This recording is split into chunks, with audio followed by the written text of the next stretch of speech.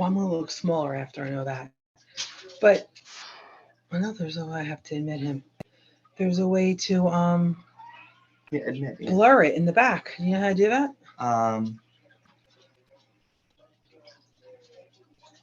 That one maybe? Maybe. Or maybe reactions, backgrounds.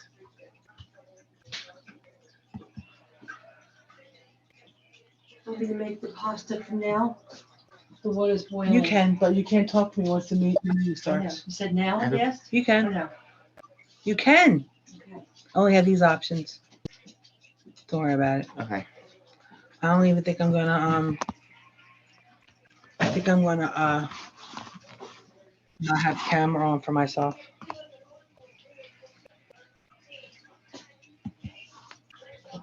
Accept everybody. Be like, can you hear me? Is my audio working? Just so you know what I mean? Admit. Let's see.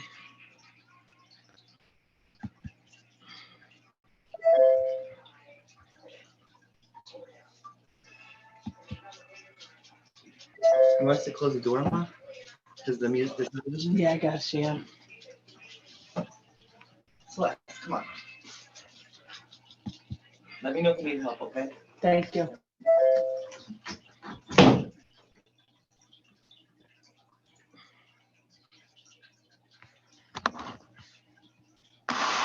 Please, all in Spanish.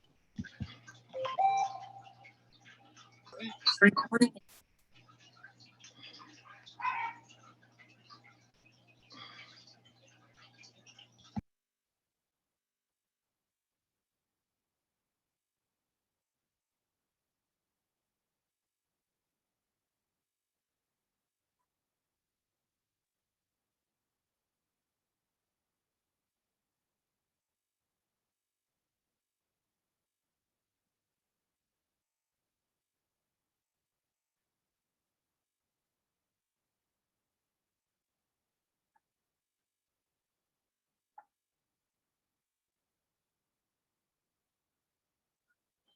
Sure, want to control. Put me down for opening up the linen room, standard one for trauma.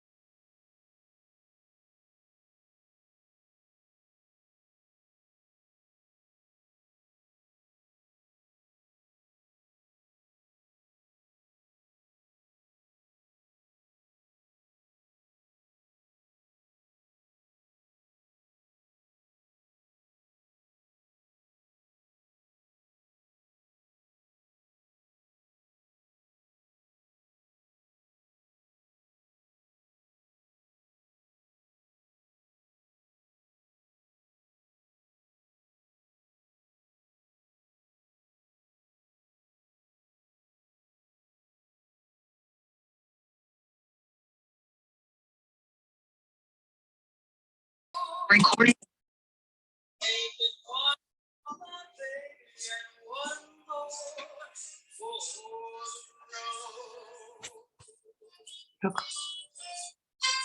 What is it? I don't know.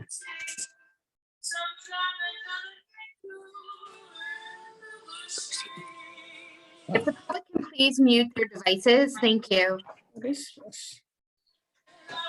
It started already.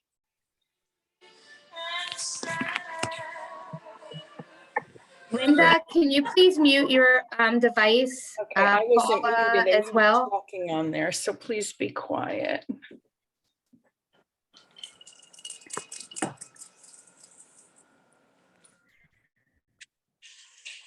Someone on an iPhone, Paula? Yes, that's me. Can you hear me? Yes, can you mute your device, please? Could I what? Mute your device. You mean the video? You can, there's a little microphone where it says mute. If you would be able to mute that, that would be great.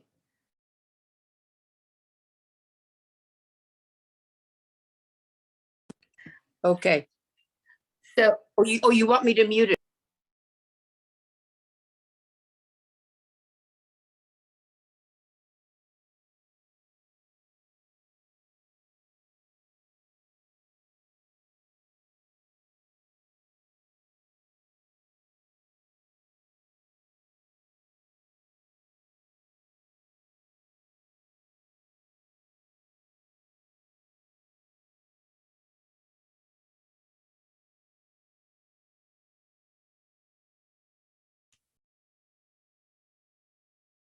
Evening, everyone.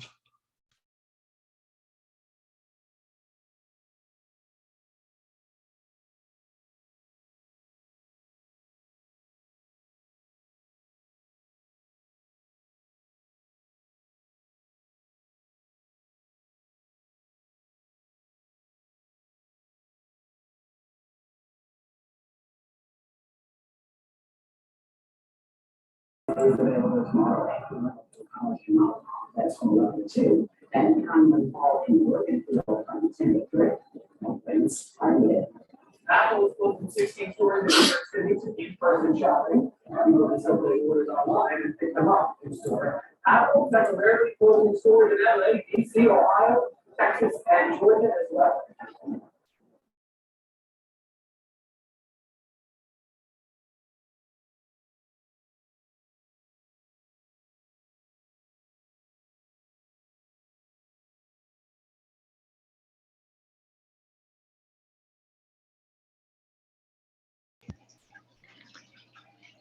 You will be on mute until it's your turn to speak.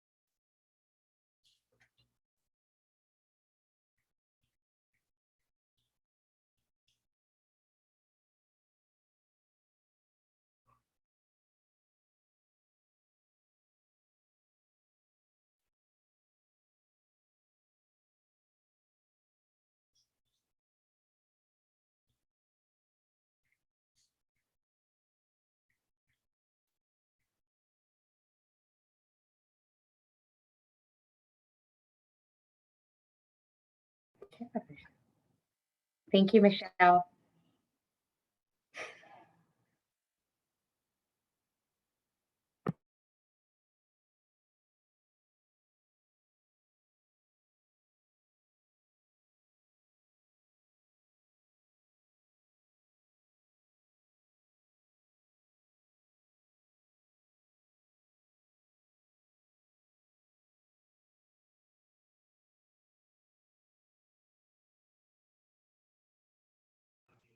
Hello. Guys, be quiet. I mean it. Be quiet.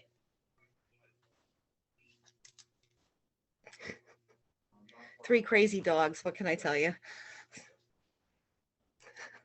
You want to see one?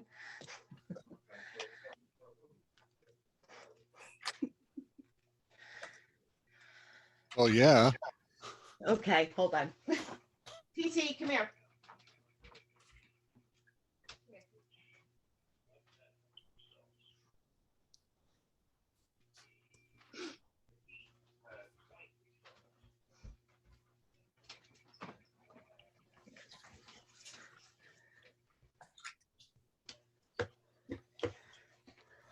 This is Tyrion. Say hello. How cute. Say hi. Okay. Okay, go play and be good.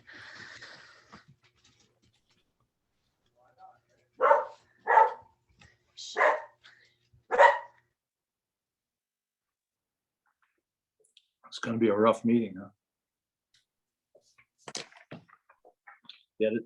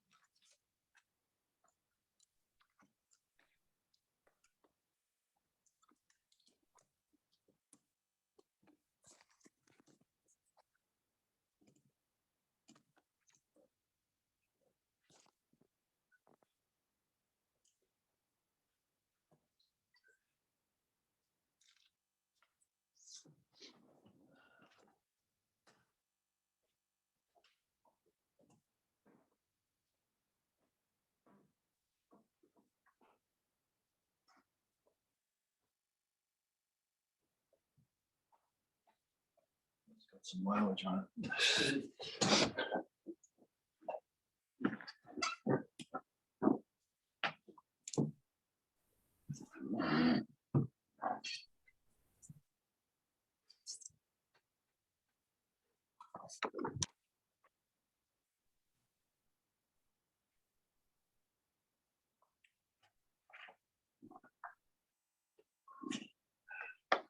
Okay, it's 6:30. Call to order, and I've got a American flag here. If we can stand and pledge allegiance, please. I pledge allegiance to the flag of the United States of America and to the republic for which it stands, one nation, under God. God, indivisible, liberty and justice for all.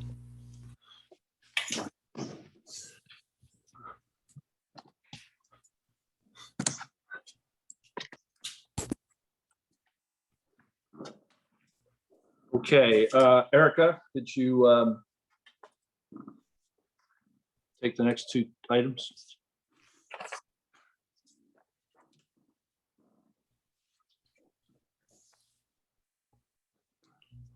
Erica, Sorry you about must- that. Larry, I was muted, sorry. I wish to announce that the 48-hour notice as required under the Open Public Meetings Act was emailed to the Asbury Park Press, the Coast Star, and the New Coast Star on December the 10th of 2020. That a copy has been placed on the bulletin board in the Borough office and that a copy has been filed with the Borough Clerk. Mr. Bunnell?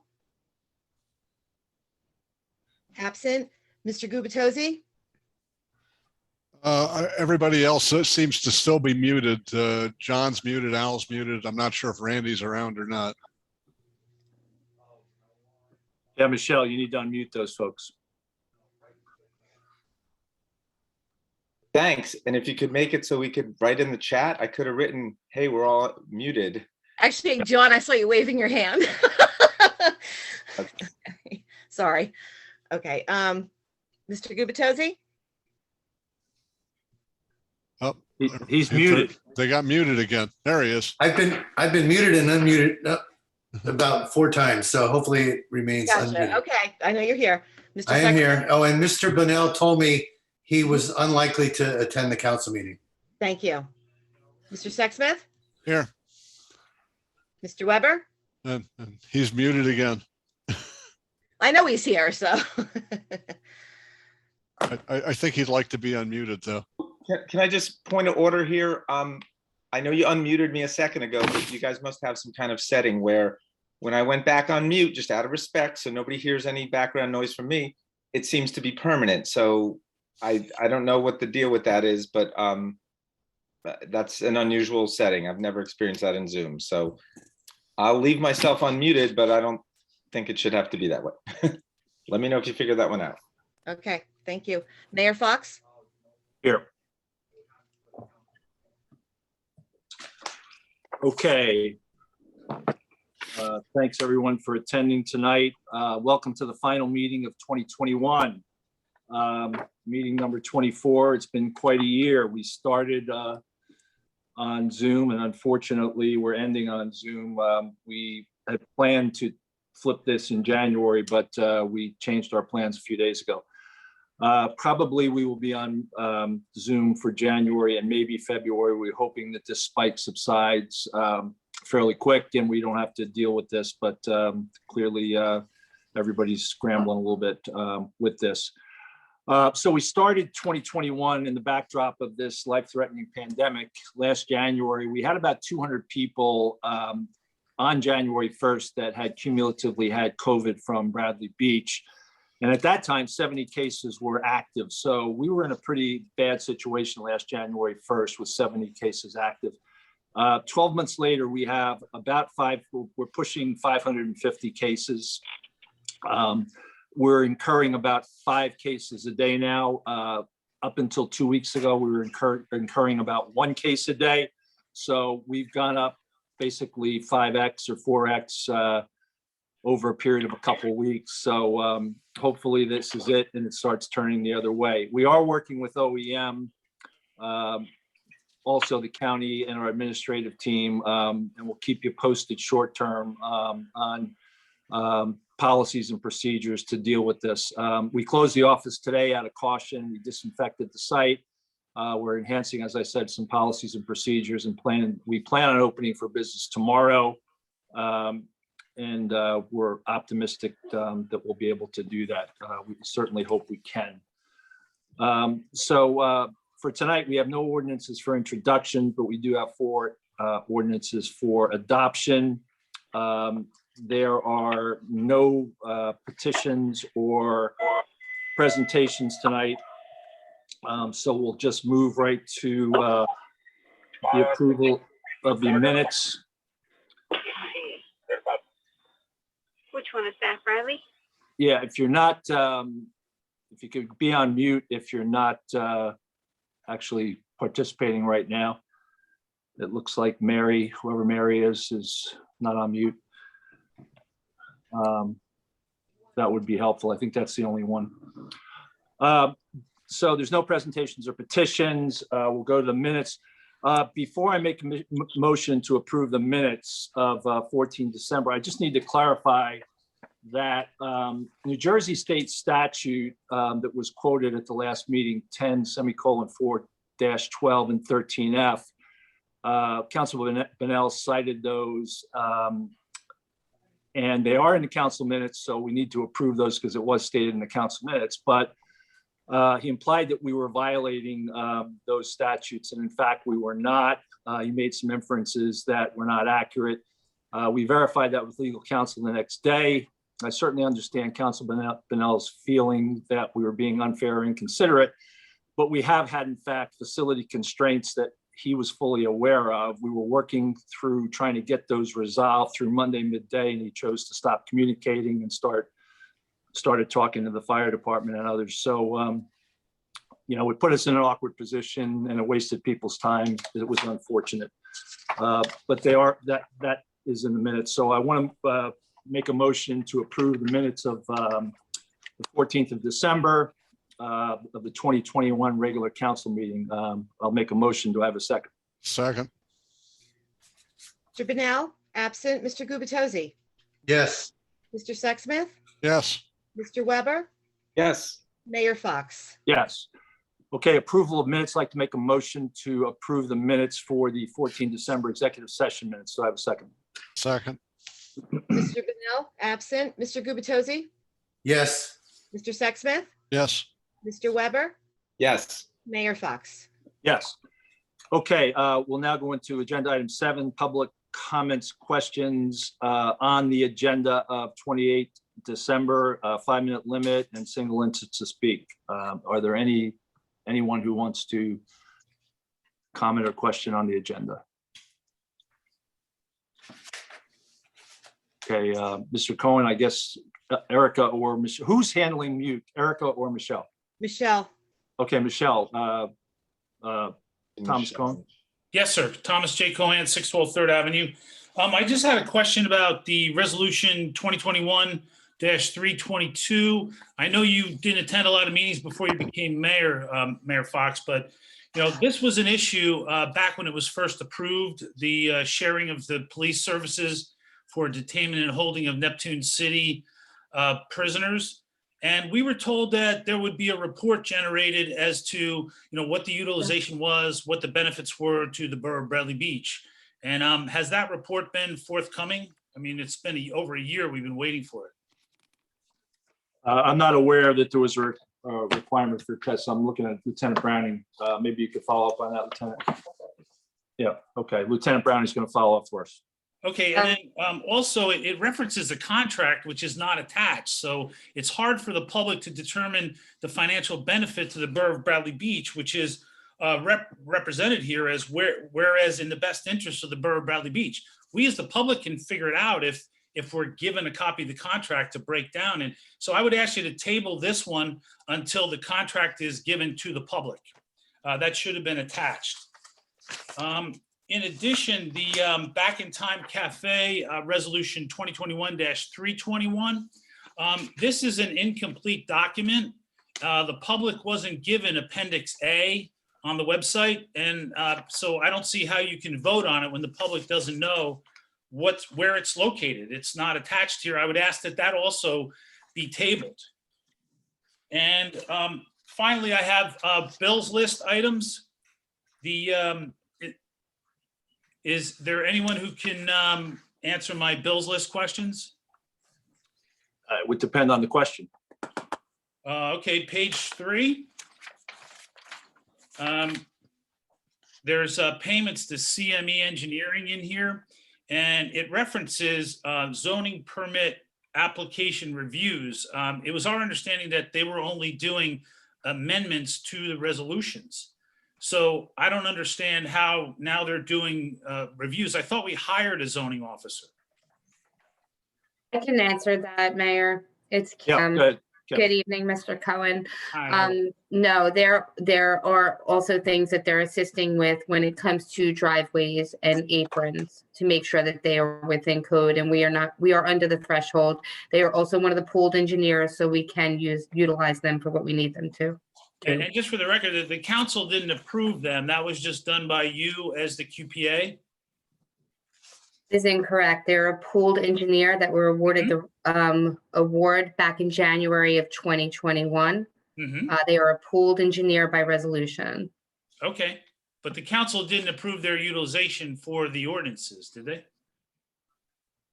Yes, they are a pooled engineer that were awarded the contract in January of 2021. Sure. Then on page 12, there's a payment to Septembro Architects, and it's in the amount of $3,500, and it references gazebo foundations and handicap ramp, but it references an invoice date of 2013. I'm wondering why we're paying bills from 2013.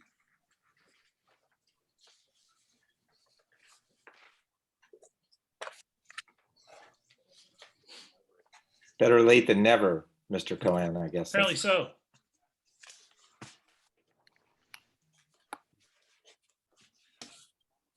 Want me to answer this one? Yeah, go ahead.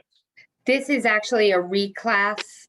So the current CFO has to reclass the correct capital ordinance. This was money that was put aside in capital fund. This is a capital expense.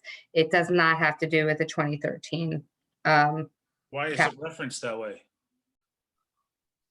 It's the way it was set up in the system. That's where many of the questions on the bill list have been questioned, because the way things are in the line items. That's why this upcoming year, you're going to see that the budgeting line items are going to be named different names and for reference. Great. And just in case you decide not to table ordinance 2021-321, the sign for Back in Time Cafe, I would request that the mayor recuse himself because he's held fundraisers for his campaign there. They've had a business relationship. So I would request that he recuse himself for the conflict. Thank you very much. Yeah, there is not a conflict. I use vendors in town all the time. I paid full price for that, and there's not a conflict. Well, I respectfully disagree, sir. We haven't seen the invoice. We don't know what the value added was or what the consideration was. So because there is a perception of a conflict, that leads to a conflict, which is why I would request that you recuse yourself. I'll certainly take advisement of our legal guy, but I think I've already done that, and Greg has, or Mr. Cannon has agreed with me that there is no conflict. All right. Thank you very much, counsel.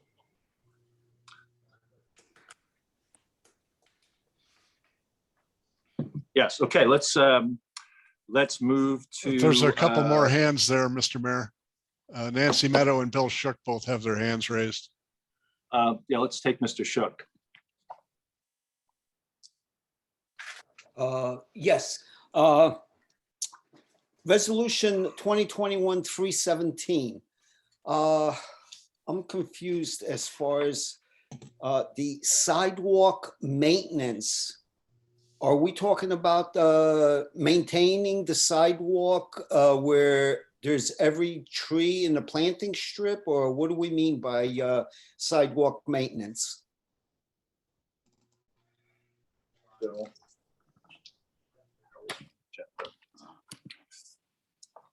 I'm sorry, which Which- Resolution 2021-317.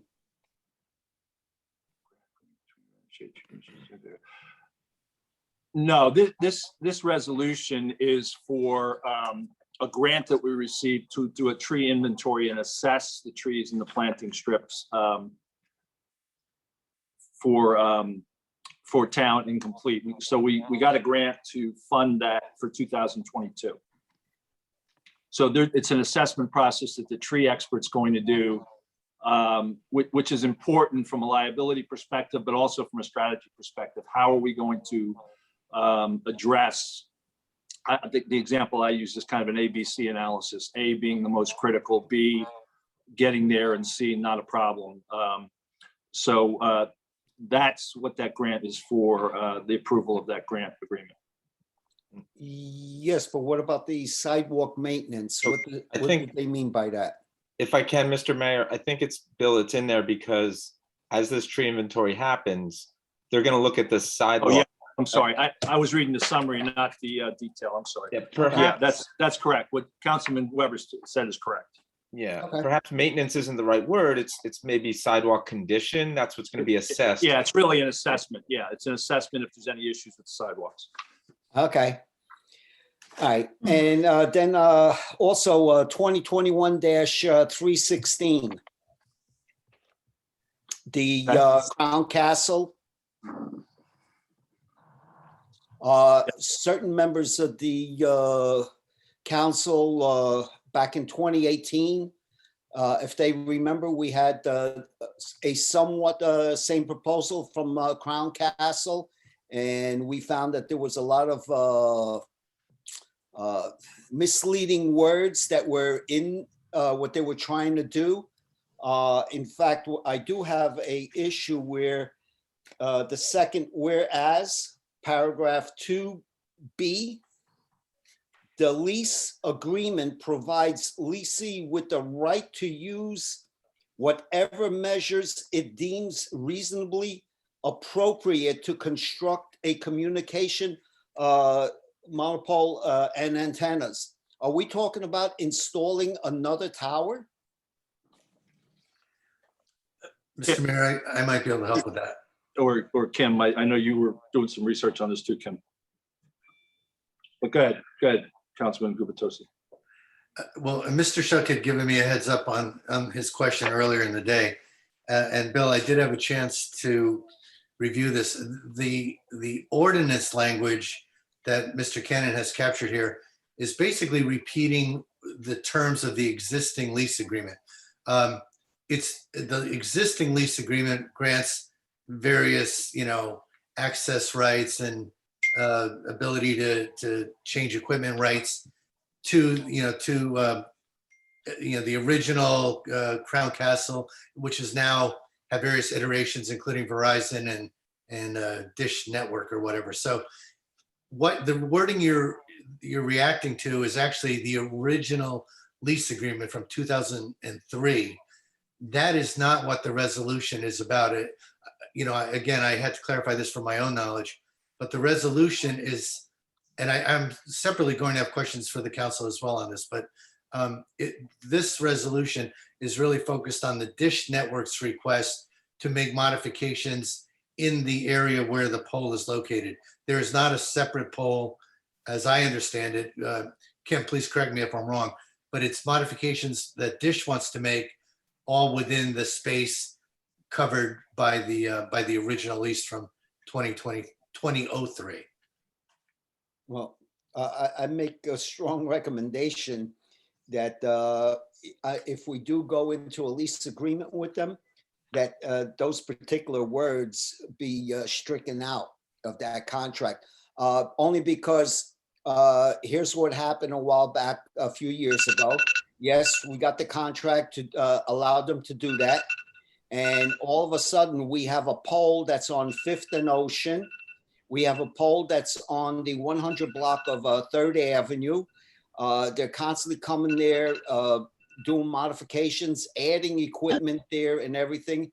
And if you read the sign that's there right now, about 5 feet off the ground, it strictly tells you that there's radioactivity that could be received, and you need to contact them before you go near that pole.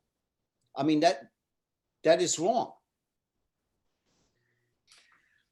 John, you're looking to. Mr. Mayor, if I could add a clarifying statement, if you don't mind. Sure. Bill, we have a lease agreement with them. We've had it for 18 years, since 2003. So Yes. it's not a new lease agreement. I just want to make sure you're clear on that. It's not a new lease agreement we're doing. We're referencing some language in the original lease agreement where it says they can add equipment as they need as per applicable laws. That's what that 2B says. Right. Like I said just a few minutes ago, if we do go into a contract with them, maybe our attorney can rewrite that where it doesn't say, gives them the right to use whatever measures it deems reasonable, to do whatever they want, pretty much. I mean, put it this way, an attorney can twist words around very easily, and it's happened already. I'm sorry, but I quite a believe few the times. time is up. Yes. Yeah. Erica, when somebody's time's up, you need to state that loud so we can hear it. I heard that. I thought the alarm was for a prior. Sorry. It's okay. All right, thank you. Okay, any other questions? Nancy Benos. Yes, regarding resolution 2021-321. It has wasted my time, not Mr. Bunnell. And I don't understand why, since you're so business friendly and you're giving in anyways, why didn't you just do it at the beginning so we didn't have to spend hours going back and forth with that? What I don't think is helpful, or what needs to be helpful, is that now that that sign is going to be placed on our lawn, in our flower beds. It's winter, my memory could be wrong, but I believe we have an irrigation system there. What happens when our irrigation system or the planting or the fertilizer has an adverse effect on the sign? Is the borough going to have to pay for that?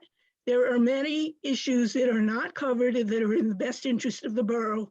And once again, we seem to be giving in to a business owner.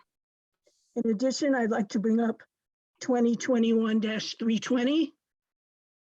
When the LoSAP discussions were proposed, we were given an estimate, and I'm using that word generously, as to how much it would cost the borough.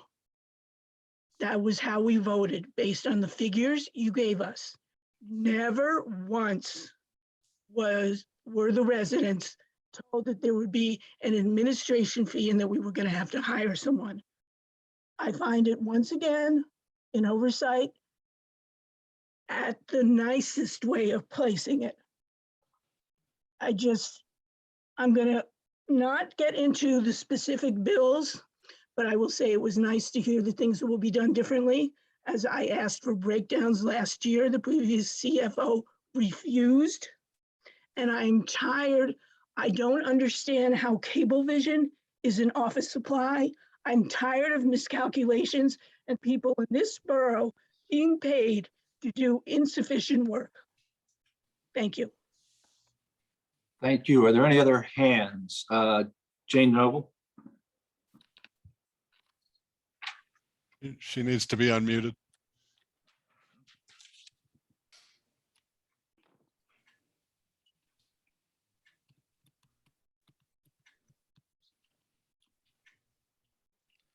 There you go. And you should have the ability to speak right now. Nope, it's muted again. There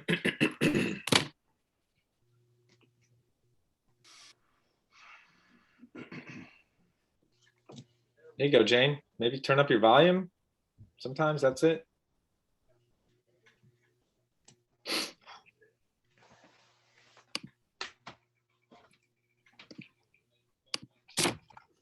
Jane, are you able to speak? Can you hear? Yeah. We can see you, but we can't hear you. It says you're unmuted, Jane, so maybe try turning up your volume. Is that?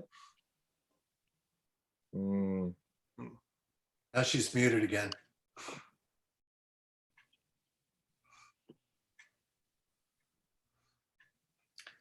Now she's gone.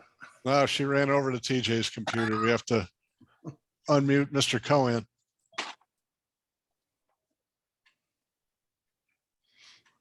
There she is. I think it's that cell tower. We don't have enough doohickeys on the cell tower. Jane is at TJ's computer. As you say, Tim, it's still muted. Unmute. Unmuted. Can you hear me now? Yep. Yes. Okay, hold on 1 second. I got you.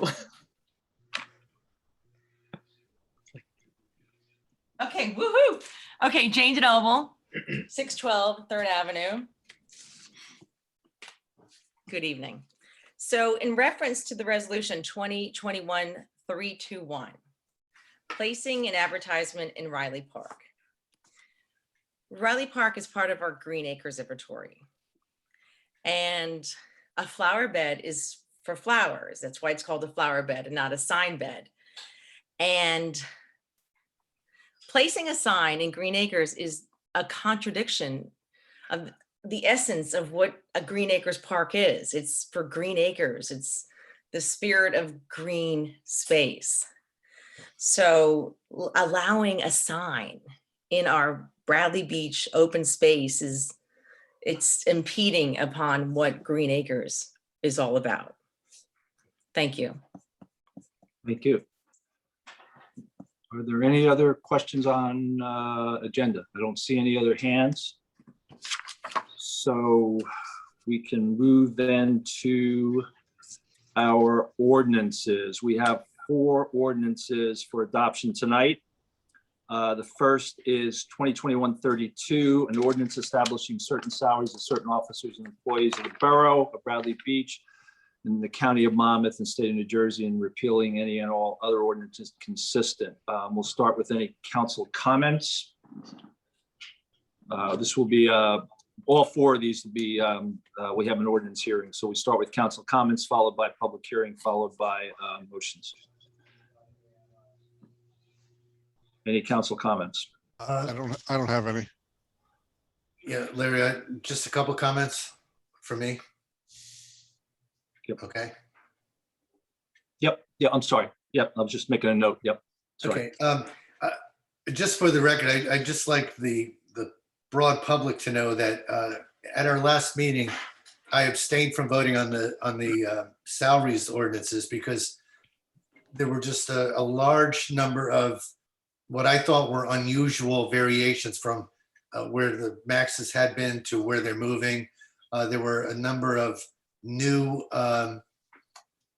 descriptions being introduced. And if you add up the maxes of those descriptions, it's over $200,000.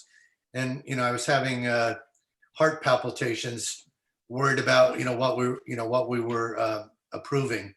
And I just wanted to go on record as saying that I spent over an hour speaking with our BA since last meeting as she walked me through the nature of these adjustments.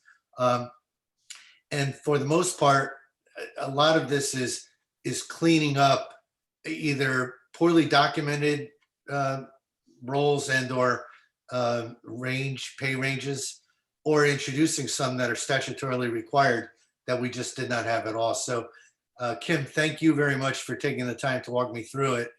For the record, there were 50 or so line items I was comfortable with, and another 35 or so that I had significant questions on.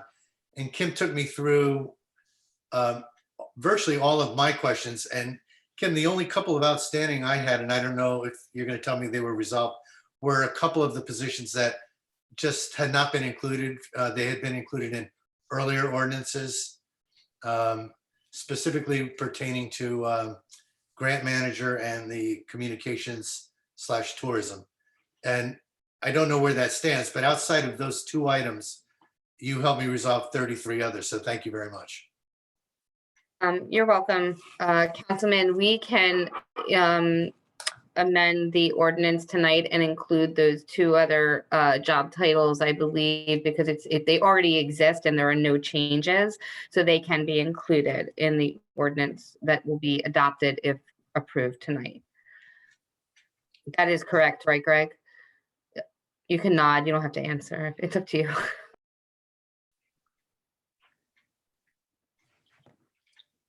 Greg's muted.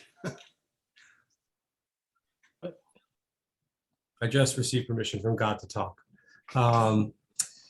Yes, that's correct, because they were really just omitted because they weren't changing. So there's no changes to that. There's nothing that's actually being legislated with respect to those other two items. So they can certainly be included for completeness.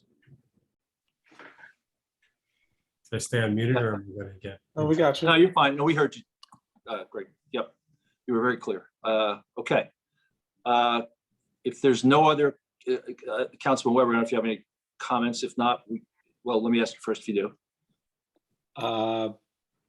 No, I was going to ask for like a general, if Kim could just give a general like overview, what, like, why are we doing this? Like, what is the essence of this ordinance just for the public? Because I know you answered many of Councilman Kubitosi's questions specifically, but can you just give us a general why we're doing this? Sure. So we have different mechanisms on how we pay people in a municipality, right? So you have your salary ordinance, and that is your guide. So you have your minimum and your maximum, and this allows us to have that mechanism of what we can pay people, right? And you're not a civil service town. So that's another mechanism that you have when you are a civil service town. So we have to have that salary ordinance that gives us our minimum and maximum, and then it also gives the job title itself. Then besides that, you have your contracts and your collective bargaining agreements, and they state what people get paid. So when you have a past collective bargaining agreement or a contract, you want to make sure that your ordinance matches up with that, so you're in compliance. So we are just right now cleaning it up, making sure that the salary guide coincides with the current collective bargaining agreements. And just remember that it doesn't mean because that's the salary range, that's what people are getting paid. Your salary ordinance should really take you up into 2 years into your contracts, just in case if it doesn't get done 1 year. And your contracts have to be looked at. It has to be compared against. And those are things that you're going to see another ordinance come up mid next year, maybe first quarter, where we're going to start merging titles and cleaning it up just a tad bit and taking away some titles, adding some. And you'll see that's what the new ones are right now, because now that we're doing some restructuring, I feel as though there's certain titles that people have that's really just doesn't encompass what they do. So that's why we added those in now. Great, thanks. Okay, thank you, Ms. Humphrey. Okay, then I will now close council comments and make a motion to open public hearing on ordinance 2021-32. Asked to limit comments to 3 minutes. Do I have a second? Second. Mr. Bennell, absent. Mr. Gubitosi? Yes. Mr. Sexsmith? Yes. Mr. Weber? Yes. Mayor Fox? Yes. We have Dave Critelli has his hand up. Could we unmute him, please, quickly? I just Thank had you. one question regarding the previous conversation about the tower that we've had for close to 20 years now. We've actually, Dave, we've actually moved. If you want to comment on that, you have to wait till the end of the meeting. Okay, yeah, I couldn't figure out how to put my hand up. It took me forever to figure that one out. All right, we can take it down now, but put it back up when we get to agenda item 15. Thank you. You got it, thank you. We have, I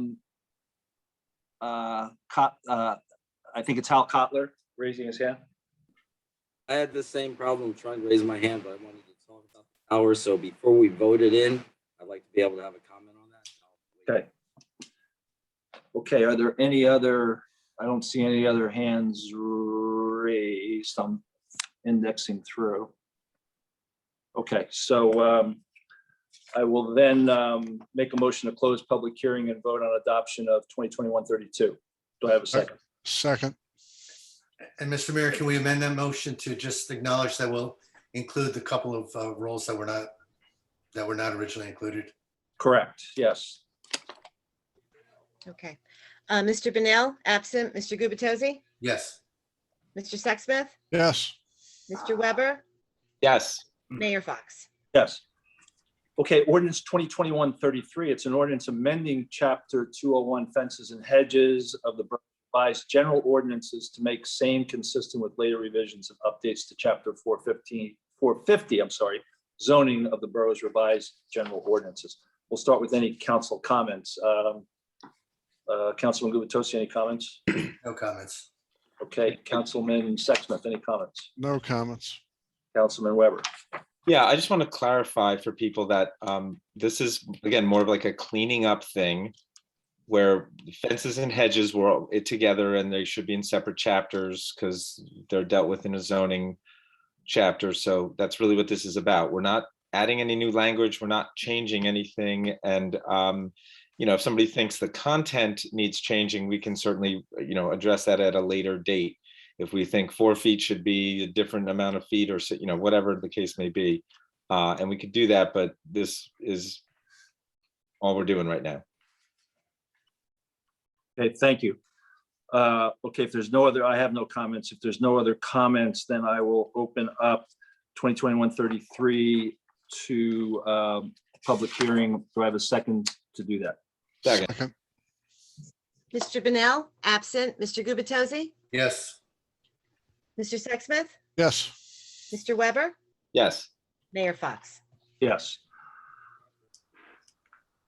Okay, ordinance 2021-34. Hang on, Sorry, Mr. no, I'm opening. No, I'm sorry. I jumped. Are there any hands for that? I didn't see any hands, so I kind of jumped. Sorry. Too much caffeine today. I don't see any hands. I see no hands. Okay, sorry. So we'll make a motion to close the public hearing and vote on adoption of 2021-33. Sorry, again. Second. Mr. Bennell, absent. Mr. Gubatose? Yes. Mr. Sexsmith? Yes. Mr. Weber? Yes. Mayor Fox? Yes. Okay, thank you. Ordinance 2021-34, an ordinance amending chapter 425 trees of the borough's revised general ordinances to permit the borough's code enforcement officer to issue summonses for violations of said chapter. We'll start with council comments. I'm going to go backwards. Councilman Weber. No, I'll just repeat myself. We're not like adding anything new to this ordinance other than the fact that we're letting code enforcement people enforce cases where somebody may not be listening to the Shade Tree Commission. And I have to say, by and large, dozens and dozens of cases, people have done what the Shade Tree Commission have asked, no problem. And we just have a handful and we want to turn that over to code. Yep. Okay, Councilman Sexsmith. No comments. Councilman Gubatose. No comments. I don't have any comments. I concur with Councilman Weber, so I'll make a motion to open public hearing on ordinance 2021-34. Ask to limit comments to 3 minutes. Do I have a second? Second. Mr. Bennell, absent. Mr. Gubatose? Yes. Mr. Sexsmith? Yes. Mr. Weber? Yes. Mayor Fox? Yes. I don't see any, I'm thumbing through, I don't see any raised hands, so I will make a motion to close the public hearing on ordinance 2021-34 and make a motion to adopt 2021-34. Second. Oh. Mr. Bennell, absent. Mr. Gubatose? Yes. Mr. Sexsmith? Yes. Mr. Weber? Yes. Mayor Fox? Yes.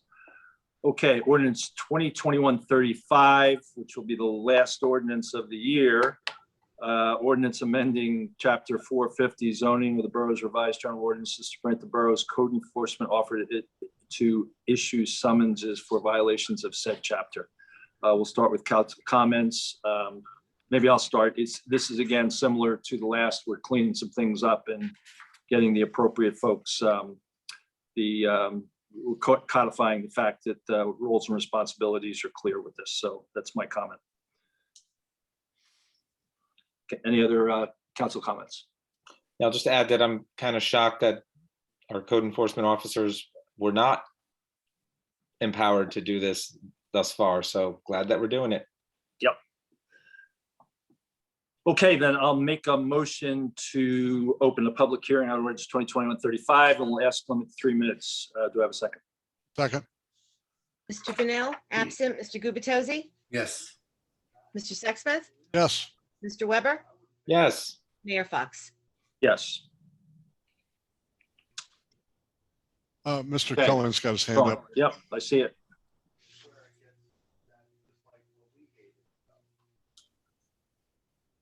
Thomas J. Cohen, 612 Third Avenue.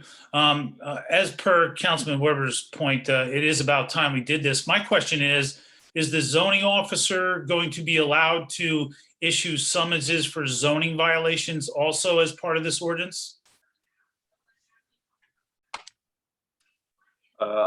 I believe, go ahead, Kim. I could get this.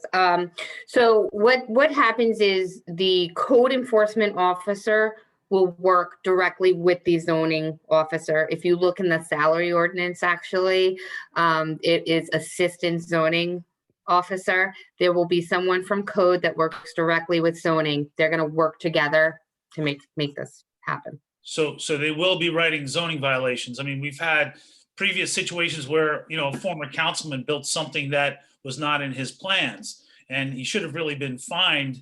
I was given a stop work order by a different town, but there was no fine involved. So I would appreciate it if there was a review of construction sites so that the public should know that the permit's approved or what's being built. And I'm hoping that's going to happen from this ordinance, Ms. Humphrey. It will? Sorry, I had to unmute myself. So what will happen is that, yes, the zoning officer and this code enforcement officer will work together and they will address any violations. Great. Thank you very much. Yeah, I don't see any other hands raised. Oh, wait a minute. I think I saw one. Hold on. I don't see any others. No, I don't. Mr. Cohen, so. No, it was double take. Sorry. Okay, there's no more public comments, so I will now make a motion to close the public hearing on and adopt ordinance 2021-35. Do I have a second? Second, Mr. Pennell, absent. Mr. Gubatose? Yes. Mr. Sexsmith? yes. Mr. Weber? Yes. Mayor Fox? Yes. Okay, agenda item number 9, communications. There are a few communications. First is memo for a raffle license 2021-1 on premise for the Monmouth County USBC on January 29th from 10 to 12 and from 1 to 3 at 1217 Main Street. I'd make a motion to move that raffle license for Monmouth, for the Monmouth USBC to the consent agenda. Do I have a second? Second. Mr. Pennell, absent. Mr. Gubatose? Yes. Mr. Sexsmith? Yes. Mr. Weber? Yes. Mayor Fox? Yes. Second item is a memo for Nicole Creeve as a full-time employee. Moving to number 10, consent agenda. There are 2 items on the consent agenda. The bill list dated December 28th. It's 2021-314 and 2021-315, authorizing the on-premise license for the Monmouth County USBC. I'll make a motion to approve the consent agenda. Second, Mr. Pennell, absent. Mr. Gubatose? Yes. Mr. Sexsmith? yes. Mr. Weber? Yes. Mayor Fox? Yes. Okay, moving into resolutions.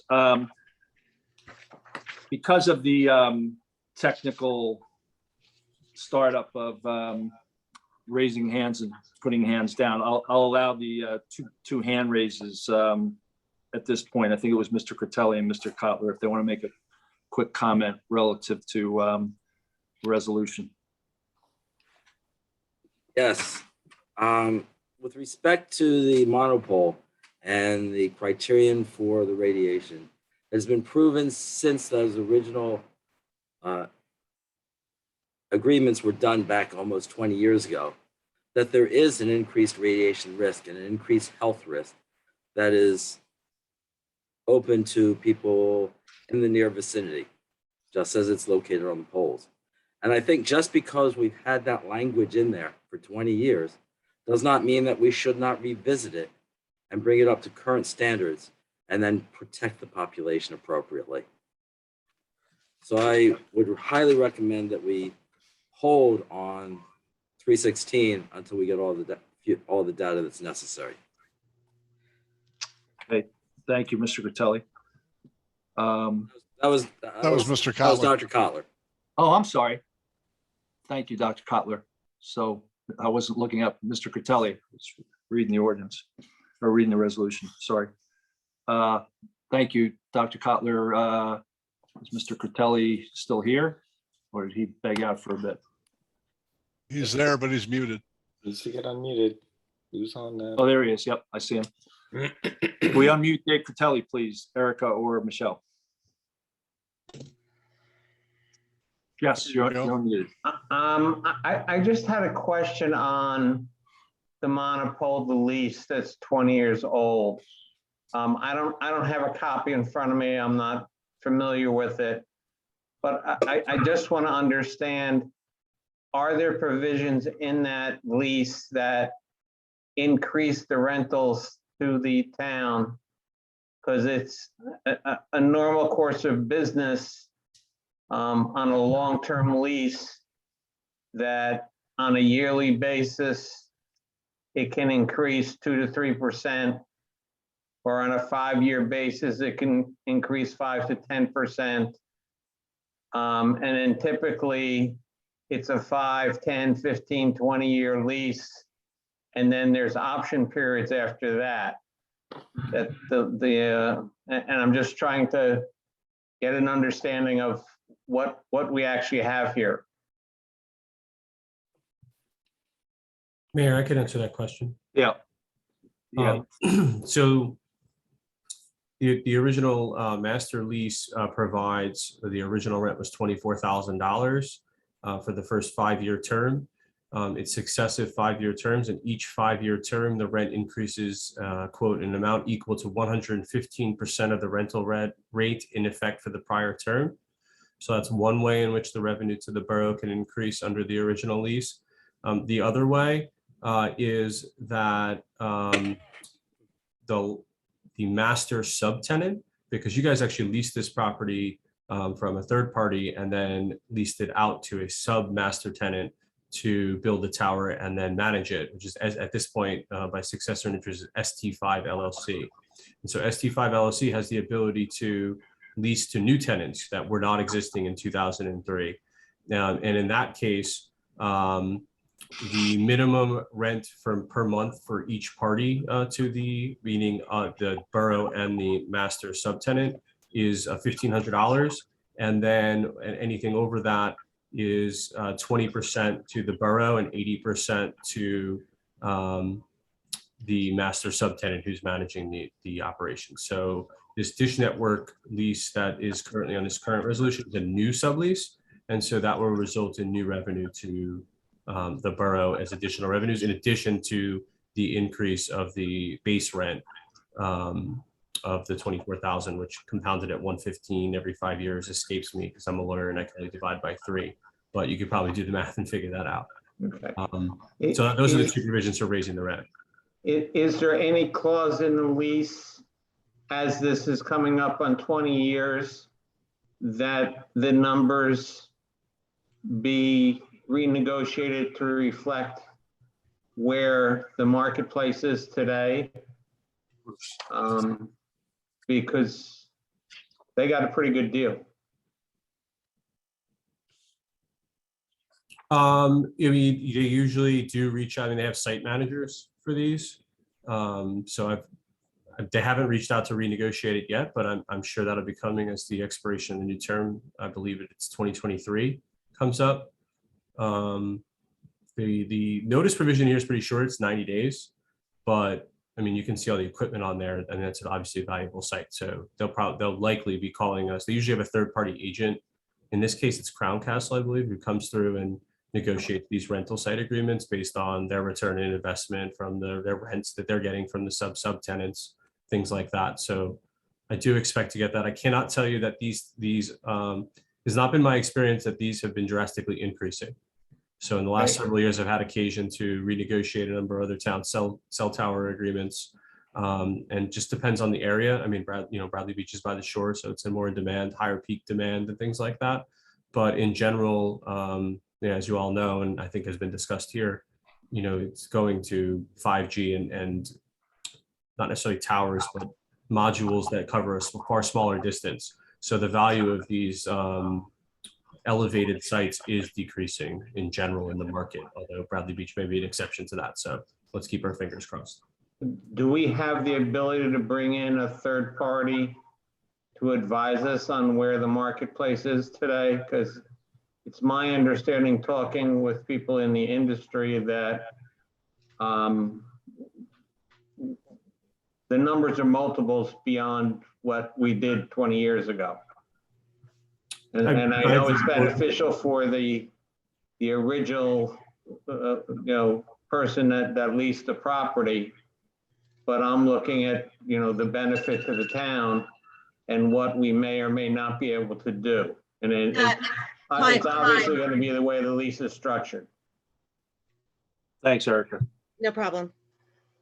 That's your time, Mr. Kataib. I'll answer that question away. The answer is yes. I've worked with cell tower consultants who know the market in other towns to advise, just as I do with Labor Council here on labor matters and other, there's experts in the field that will help us when the time comes, because this is obviously a multi-$100,000 revenue item for the town. Yeah, and if needed, I can suggest some people that could talk to you that I know that specialize in this type of, this is their business. This is what they do, both stationary poles and mobile poles for special events. And the numbers that I hear today are significantly above what the numbers that I'm hearing are in the lease. And I'm just looking out for the interests of the town. Yep. Okay. And it all comes down to the way the lease was written and whether or not it can be renegotiated or it's cut in stone. Yeah. Okay. Okay. We're unfortunately at time, so we need to move on. So we are at resolutions now, number 11. We've got a number of resolutions tonight. First is 2021-316, approving consent letter with Dish Network for modifications to monopole located at 725 Main Street. Make a motion make a motion. Do I have a second? Second. Mr. Bennell? Absent. Mr. Gubatose? We didn't really have any council discussion on this, Mr. Mayor, but I need to raise a few questions. I've raised them earlier, sent an email to the council, to our BA and our attorney. Number one, I'm sorry, you're gonna have to come back to get my vote at the end of this. But number one, we consistently put language in that says the engineer has reviewed and doesn't see any concerns with the use of the property.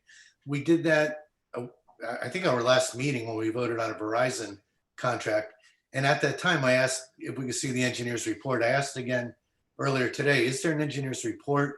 I mean, what was done? Because we have, the residents may or may not have seen this. I don't know what was posted, but the council received, I'd say, 8 to 10 pages of fairly specific, I call it engineering diagrams, beyond my typical comprehension for, anything outside of, accounting and a few other little things. But there was one particular picture there, and I did share it with the council and again with our attorney and with our BA. It was highlighting a number of different things that are going to be put in place, including a concrete slab for something. And I'll read them out loud for the record, but there was a proposed HH at row. I don't even know what that means, but it's highlighted on this picture. And then there is a proposed dish platform where they give a diagram as to where that would be located. And that was also referenced as being cement. There's a proposed conduit of power from the utility pole to the dish platforms. And a conduit of power, I assume power lines. Are those going to be, overhead power lines further obstructing, I don't know, the aesthetic value of the property. And then there was, I asked the question, what's the proposed conduit of fiber from HA outside the compound to the dish platform? All of these things, I presume our engineers aware of, and again, this draft resolution says the engineers reviewed it, but as far as I'm aware, the council doesn't have this information. So, Mr. Cannon, you referenced that was something we'd have to get from the engineer. And I appreciate that, you're right. But to the best of my knowledge, we haven't received that information from the engineer. The other comment I'd like to make before I vote is I wholeheartedly agree with the comments made by Mr. Shuck, Mr. Critelli, and Dr. Collar. Our resolution, I actually submitted wording to this effect. I'm not even sure I want to support this resolution, but if we were to support it, I would want wording added that says not only is this suitable for the borough's use of the property, but that it also addresses the health, and there is no negative health impact to our residents, following up on Dr. Collar's comments, and also the aesthetics of Main Street.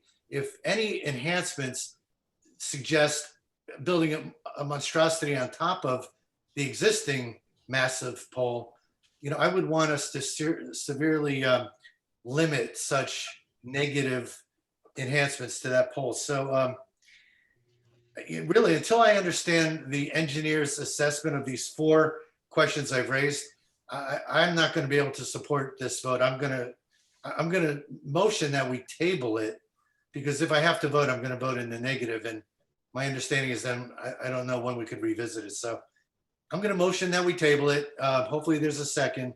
If not, I don't think you can make a motion in the middle of a vote.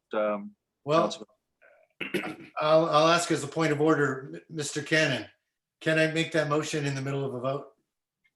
There's a motion pending, right? There is a motion that's been made, and I'm asking, can I make a motion to table this to a later meeting? We think well, I mean, have people voted? Yes.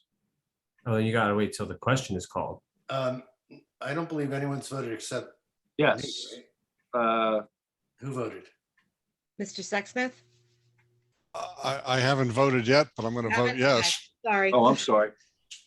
So can I ask a question? Like, is this time sensitive? Like, can we put this off for a couple of weeks to, get his questions answered? And we have 45 days to review the plans from when they gave them to us on December 13th. So you have about a month, about 30 days. I don't see a good conscience how any of us can vote yes without having seen the engineer's assessment of this. I mean, and we don't have the engineer here to answer the questions. So, I mean, if we do this on January 28th, does that work or no? Can we do it on the 1st? It'll be 31 days. So I prefer the meeting before that. Well, people are voted. We would have to do it at the reorganization meeting that. So, Council, Greg, am I mistaken? Was this not the email that we had, the borough engineer responded that they approved this? That this was? Yeah, I mean, yes. So, I mean, there's not a report per se. He reviewed it for compliance with the lease and the interference in the FCC regulations, as I understand it, and then wrote back. His review report was an email to you and I saying that I've reviewed these plans and they comply with the lease, essentially. So I don't know what went into that. That's why I really didn't have the answers for Councilman Gubitosi earlier. So, I mean, Jerry would have to speak for that for himself. Okay. Yeah, these are, and Mr. Cannon, as you know, these are physical changes. It's not just putting on a new box on this massive pole, taking off an old box. There's a lot of infrastructure change here, at least as far as I can determine from the. Well, it's a whole new cell installation on the tower. I mean, obviously that's defined by the lease, which is at 150 feet maximum height. Tower's not getting any taller. Its dimensions aren't growing. There's specific places where they're permitted to attach. And that, but I don't know how Jerry went about reviewing conduit HA and HH, that's just. Yep, and a concrete slab, that was new. There's a lot here again that, again, I have no clarity on. And again, back to my original question. No one has yet voted. Am I able to make a motion to table this? Or should I vote? Well, I made a Great motion. Robert's rule question. Can I think about that for a second? Yeah, sure. And Yeah, while, oh, Yeah, I mean, we had an Hold on, let me abstain just- from Mr. Burnell, that was it. No, Mr. Bennell's absent. Would you want me to I get just the said, we had an engineer? abstain. Do you want to just, yeah, do you want to put it at the end and see if Jerry will get on? I mean, we're Do you on a want me to virtual move this call, to it's not the like he's end gotta and- drive here. Yeah, I just texted Mr. Frieda to see if he could get on the line. Do you want to put this to the end? Do you want to make a motion to table this until the end of the meeting and we can get in touch with Jerry? Yeah, that would be fine. I'll make a motion to table this to the end of the meeting until we hear from the engineer. Is And, there a second? I would say if that's everyone's pleasure, who was the original mover of the original resolution? The mayor. Me. So procedurally, the mayor should withdraw that motion and then someone should assert a motion to move it to the end of the meeting. All right, I'll withdraw the motion on 2021-316 and make a motion to move that to the end of the resolutions, and hopefully Mr. Frieda gets on. Do I have a second? second, Mr. Bennell, absent. Mr. Gubatose? Yes. Mr. Sexsmith? Yes. Mr. Weber? yes, Mayor Fox? Yes. 2021-317, authorizing a grant agreement between the Bradley Beach Shade Tree Commission and the State Department of Environmental Protection. I'll make a motion to approve 2021-317. Do I have a second? second,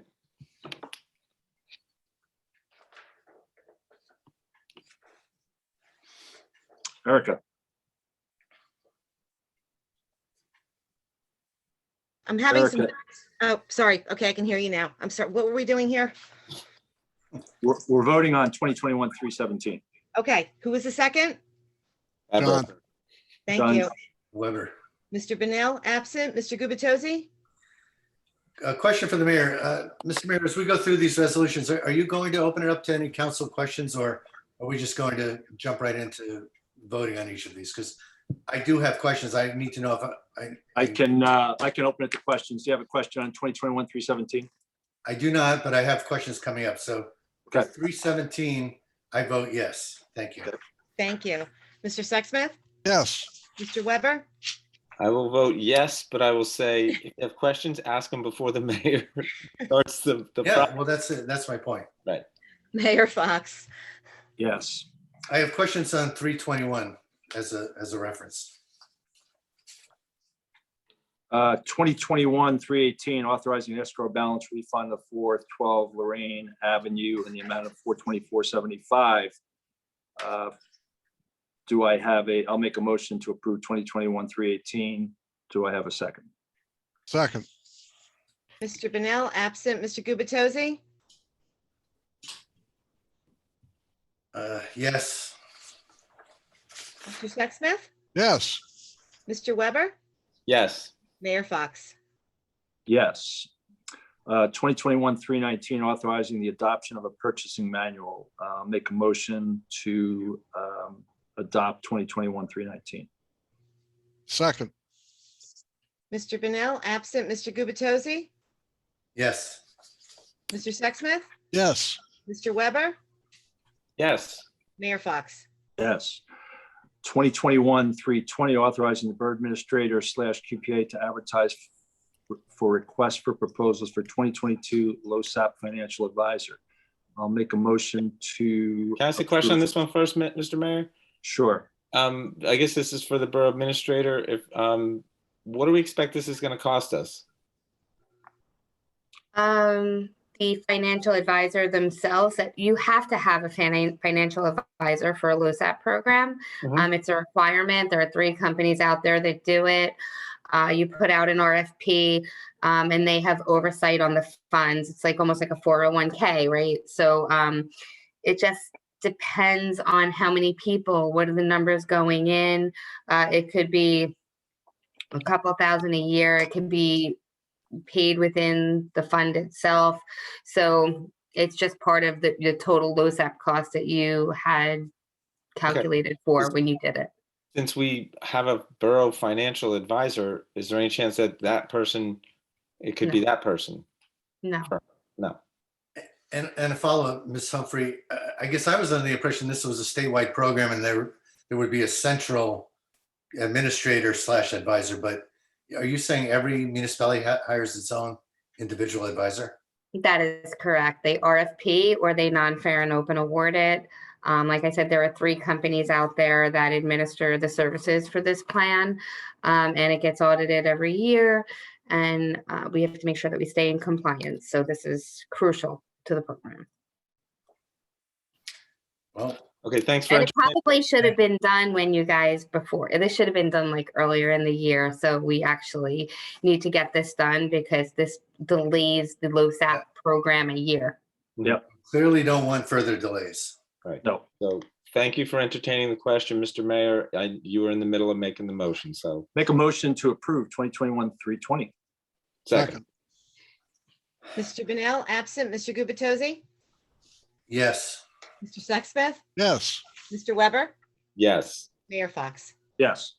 2021-321, permitting for Back in Time Cafe to place and maintain a sandwich board sign within the flower bed at the north corner of Riley Park at the corner of Lorraine Avenue and Main Street. Councilman Gubatose, you had a question? Thank you. Yes, well, actually a couple of questions. One, maybe the most important question. Others have said, I know Ms. Meadow and perhaps others have said, we spent an awful lot of time on this. I agree we have. I also agree we really would like to do what's right by all of our businesses in the borough. But for this particular resolution, my first question is, has the owner of the Back in Time Cafe agreed to any of these conditions or? Yes. He has. I see the mayor nodding his head. I know she has not agreed to earlier overtures, at least according to Ms. Humphrey. And I just want to make sure that she was comfortable with this because I really would like to put this behind us. Yeah, that question was asked probably a month ago.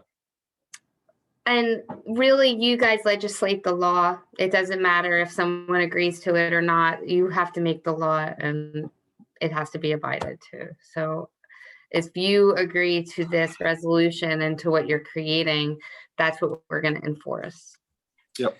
Okay, and then I am generally very much in favor of the resolution we've come up with. I will say to the public that I've added some edits to make this, I think, work both for Back in Time Cafe owner as well as for the borough.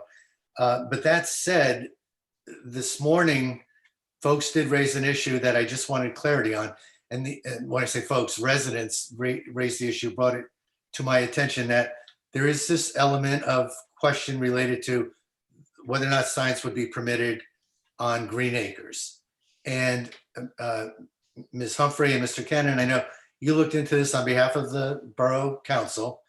And Mr. Cannon, you forwarded an email back that you received from the New Jersey DEP, basically stating they were okay with this as long as it was not a permanent sign. And my question remains, I just want to make sure, Mr. Cannon, that you're comfortable with this as our advisor. Is there any concern that the DEP would consider this a permanent sign if it's in fact going to be there 24 hours a day, 7 days a week, 365 days for at least the year ahead? So is there any chance they would consider that permanent, given their language said, we're not concerned because it's not permanent? Well, I mean, that was one part of their response, but I don't really. That's the only part I'm really interested in. Are you comfortable that they would not be concerned with that language, with that status of the sign? Because it struck me that it might be deemed permanent, but you seemed comfortable that we did not have to follow up and ask for clarity. I'm just curious. That's my concern with everything we've done to date. That one thing seemed open to me. I just want to make sure you're comfortable that that's not an open issue. Well, the person responsible for that is Jessica Patterson, the Monmouth County Steward for Green Acres, the person responsible for making that determination as to whether you say they, but it's really her. Yep. And she's the one that sent me the email saying she was okay with it. So I would say yes. But the email you shared did say that she said This is important, and I don't want to make light of this. Because it's a sandwich board type sign, it's not permanent, therefore I'm comfortable with it, or I don't have objections. I thought we should have said back to her, are you sure with the 7 days a week, 24 hours a day, 365 days, it's not deemed permanent? We did not ask for that clarification. I'm asking you now for that, because that bothers me that we did not resolve that. I mean, I don't do, I mean, look, that's Ms. Patterson's opinion. I mean, my opinion is that they don't, and she agrees, obviously, because she said they don't have jurisdiction. I mean, the sign is next to a utility pole in the right of way. The DEP does not have jurisdiction over our right of ways. They only have jurisdiction over parkland. And moreover, they only have jurisdiction over signage on parkland if that parkland is funded by Green Acres. Block 95, lot 1 in your town, which is Riley Park, is an unfunded parkland. It's not funded, wasn't bought with Green Acres. Recreation areas 1 and 2 are your sports fields. The Green Acres program determines as funded parkland what signs can appear there. In your unfunded parkland, provided there's no closing off of the parks for recreational or conservation purposes to the general public. So let's say that the line is right in the middle. If it's in the park, it's a sign. It doesn't matter whether it's permanent or temporary. They don't have any authority to tell you what signs you can put in your park unless they gave you money for them. And number 2, it's next to utility pole, and I believe it's in the right of way. And in the right of way, the borough has jurisdiction, not the DEP. Whether it's a permanent sign or not, I mean, it's some sort of administrative, she put that in her administrative email. I mean, I take that to be her position, but I don't think whether it's permanent or temporary really has any bearing. I mean, signage is signage, and DEP has jurisdiction over signage in funded parkland, and it doesn't have jurisdiction over signage in unfunded parkland. So that's where, my opinion lands. That's why I expressed to her. She came back with, the notion that it's next to utility pole in the right of way, which I think is the salient issue. And this other issue about whether it being permanent or temporary, I think that I will note that the Green Acres regulations say billboards, right? So they classify encroachment as a billboard. A billboard in common parlance is a permanent affixed structure with an advertisement on it. So I think that's what she was referencing in her email as to the permanent or temporary. Clearly, we could not put up a permanent advertising billboard. That's an encroachment on unfunded or funded parkland, doesn't matter which. And so, that's the distinction I think she was making, but I don't want to speak for her because administrative decisions can change all the time. So, if Jessica Patterson's replaced by someone else, the next steward might think differently about the sign. But I sent her the resolution that says it's there for a year, and she didn't, and you saw her email that she had no problem with it. Any other questions, Councilman Lukatoshi? Yes. We did tell her it would be there for a year, but she also saw that it was a sandwich board type sign. And she said, because that is not permanent, I don't have a problem with it. So I'm not going to continue this further. I don't think we're addressing the question I continue to ask, which is what would she have said if we said it was going to be there 7 days a week, 24 hours a day, 365 days? She did not address that question. Well, but can I ask you why would we pose that hypothetical to her? Right? It's not going to be there permanently. It's only there until December 31st. She pointedly said to you, because it's not permanent, I'm okay with this. I read the letter. You shared it with us. She said, because it's not permanent. My simple request at the time was, could you and or Ms. Humphrey just follow up and let her know this is going to be there 24 hours a day, 7 days a week, 365 days. Some people might deem that permanent. And no one was able to follow up on that question. And I feel that that is an unaddressed issue. Is it in the right of way? Perhaps. I would imagine, yes, it is. Do we have other rationale for defending it? Yes. I'm just very disappointed that we did not get a resolution to that question. I'm going to vote no on this, and I've decided that as of this minute. I'm very frustrated with our lack of follow-up, but I will vote no on this issue. Thank you. Okay, I will now take 2021-321, make a motion to approve 2021-321. Second. Mr. Bunnell absent. Mr. Gubatose? No. Mr. Sexsmith? Yes. Mr. Weber? I gotta say something here for the public. However much time you members of the public think we spent on this issue, I can assure you that your council and your mayor and your administrator and your attorney have spent much more. And as much as I looked for a different solution to this, there are really good reasons that this is the best solution, and I am voting yes. Okay, thank you. Mayor Fox. Yes. Okay, thank Mayor? you. Mayor, I just want to note for the public that that means that that resolution fails and the permit is denied. Why is that? Borough Code Section 450-49H3 indicates that permission may be granted only by resolution approved by an affirmative vote of 2/3 majority of the mayor and council, and that would be 4 of 5 votes. Mr. Bonnell is absent and Mr. Gubitosi voted no, and therefore the permit is denied. What is the percent of 30? It's not 30. 50% is less than 2/3. Last time I checked, 3/4 is 75%, is it not? We had 3 It says of the mayor and council. So the one member is absent and one member has voted no.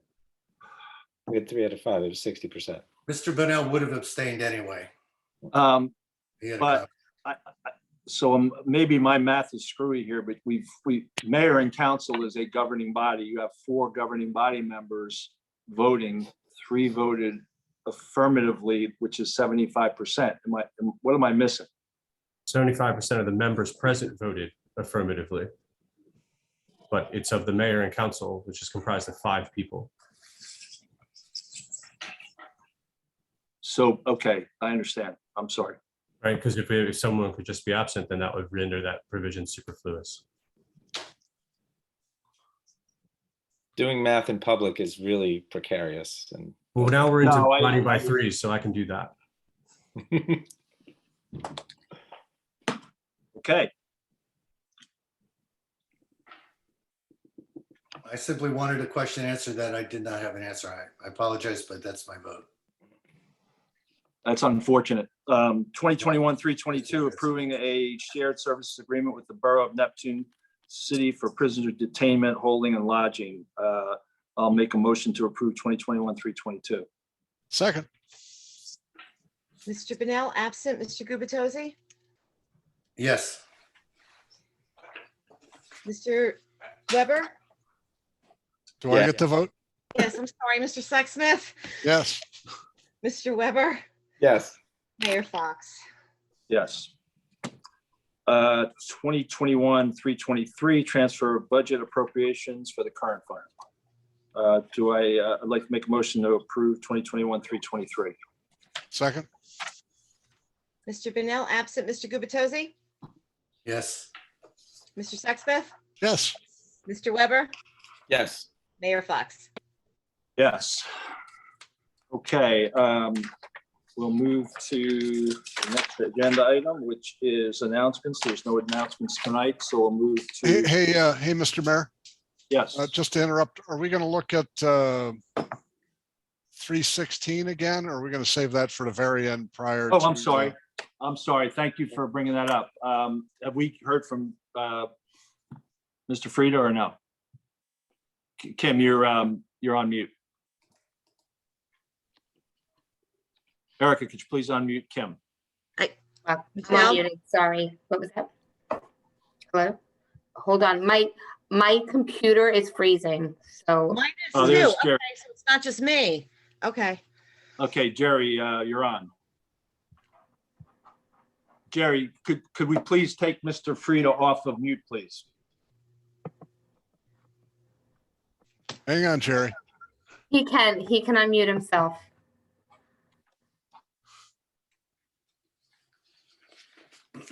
Maybe he's frozen too. Can you guys hear me? Yes, sir. Yes. Okay, so somebody's got to brief me on where we are and I'll do the best I can to help you. Al, this is your. No, I'm glad to do that, Mr. Frieda. Thank you for joining us. We have in front of us a resolution that's asking us to vote in favor of the changes that are being contemplated on the monopole for Dish Network. And there is a reference specifically that says, our engineer has reviewed this and says it's not going to significantly and negatively influence the use of our property. But I was questioning, I'm by no means an engineer, and I by no means did I understand the 8 or 10 pages that were provided to us of the schematics. But very specifically, there was a picture within the schematics that identified 4 different things that I'd like to understand what they are and what they mean or don't mean to the borough. And I was hoping you might be able to help us, the entire council, better understand, what it is we're voting on. And specifically, those, I've got to find my notes, but those 4 things I shared with, I gotta find the specifics. I read them earlier and I've put my notes off to the side. But Jerry, do you have the schematic in front of you? No, I don't. Okay. What resolution number is this? I've got a pile of paper here. I can't find it. 316. Okay, thank you.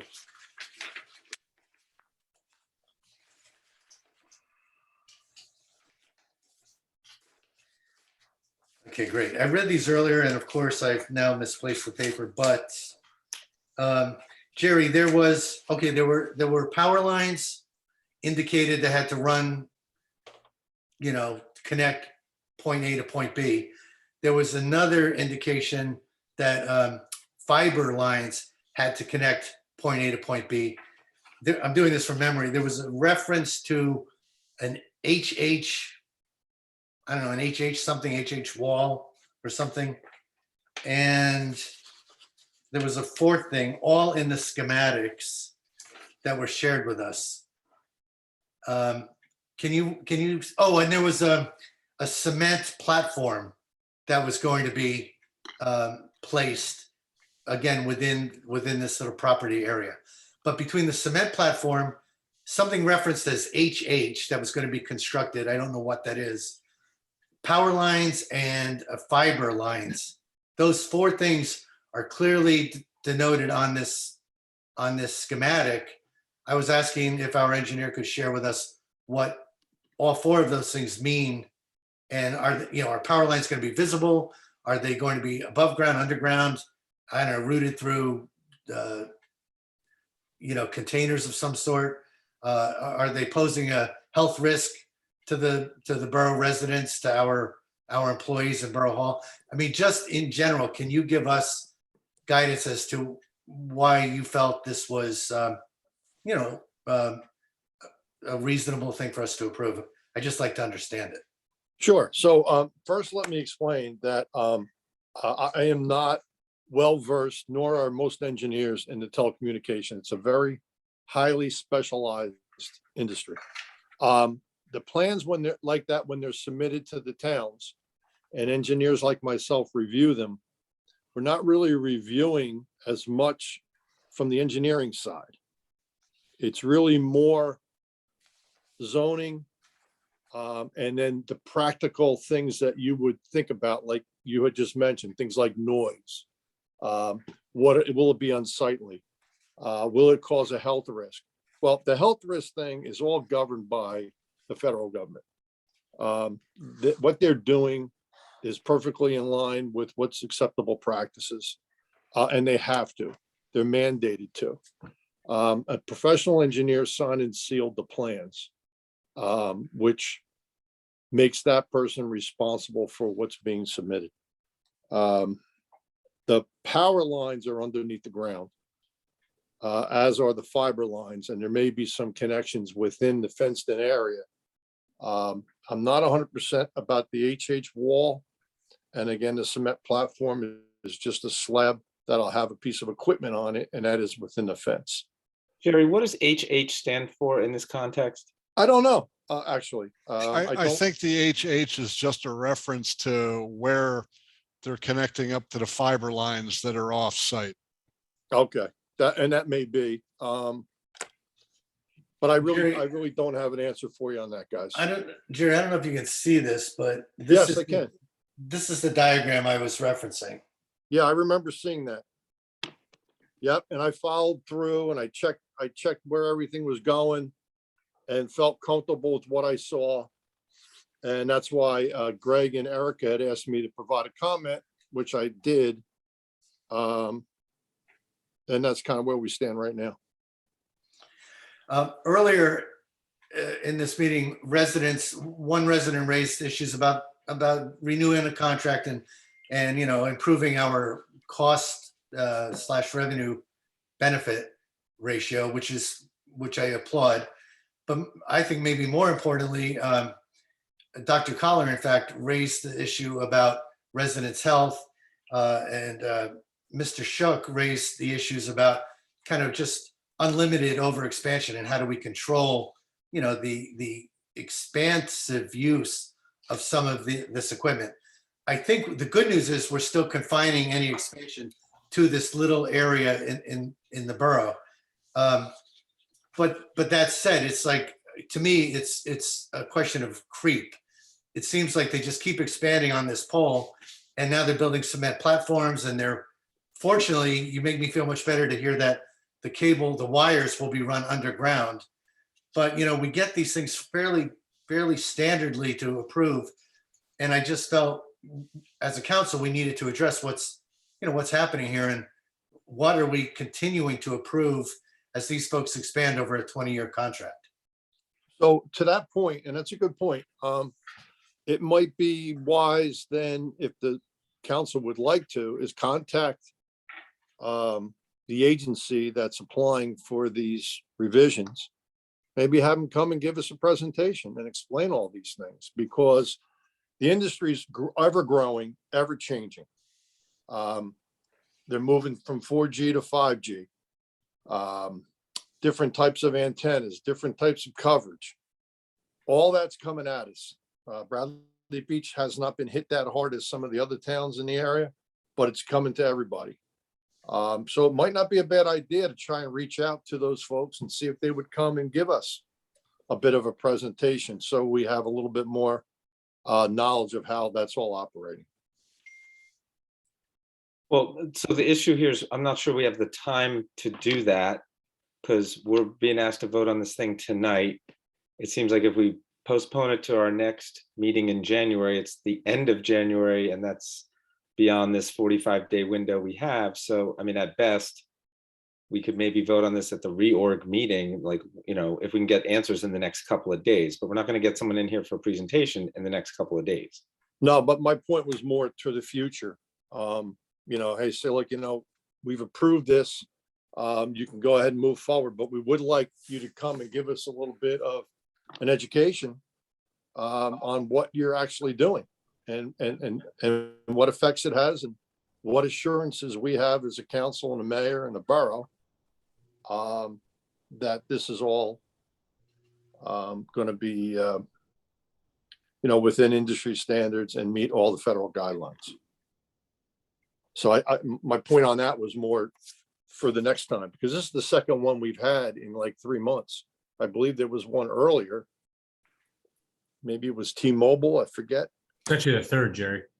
It's a third. A T-Mobile equipment modification, AT&T equipment modification. This is a new sublessee Dish Network. Right. So, we're going to get these requests are going to keep coming. And the only way we can educate ourselves is to rely on the people, who are experts in the industry. And there's few of them. There's not that many people that understand wholly, all those issues. Mr. Mayor, can I make a suggestion? Can we table this and do it on the 1st, even though it's a reorg meeting and, it'll be probably one of the only items of business. If people don't have to that, the deadline is, I'm sorry, John, the deadline is actually after your second meeting in January. So they gave these plans to us on December 13th. 45 days is the 27th, and your meeting, I believe, is the 25th. I thought our meeting's on the 28th. No, the 25th. Oh, okay. So then can we do that? And just to, in my mind, we just need a couple days to get some answers, some questions answered here. Probably don't need a whole month, but if it's, is that okay? Yeah, you have the right to do that under the lease. I'm asking the mayor. Yeah. Greg. Oh, I'm sorry. I Forgive have me. no issue. I don't have an issue with that. Then Greg, can you guide us through whatever, like, we tabled the mayor's previous motion and whatever? Do we have to now we tabled it to later in the meeting. Now do we have to table it to just more permanently or something like that? Make a motion to table this until the January 25th meeting. Yeah, that's basically it. Second, does that count? Does what Tim said count as a motion? Second? Yes, that Tim did it properly.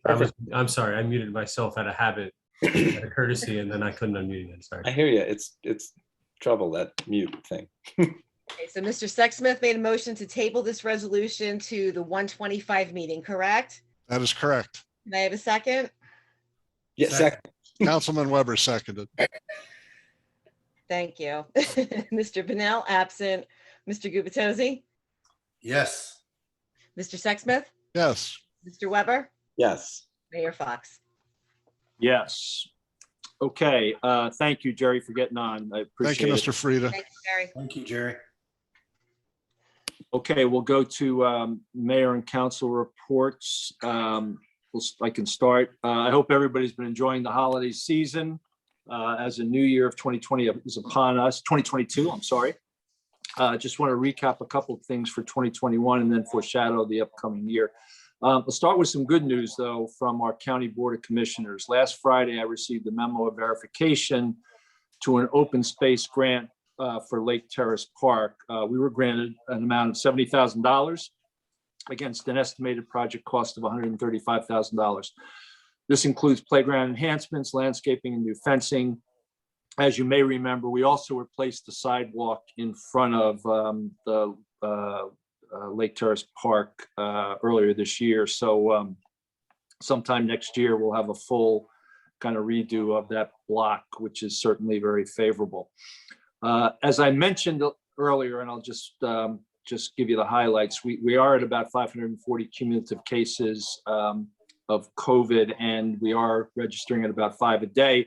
I hope that levels off and we can reverse this. I just encourage people to consider vaccines and social distancing. We are looking at policies and procedures in the borough. We'll be meeting on that. We actually met today, tomorrow, to enhance our own internal policies.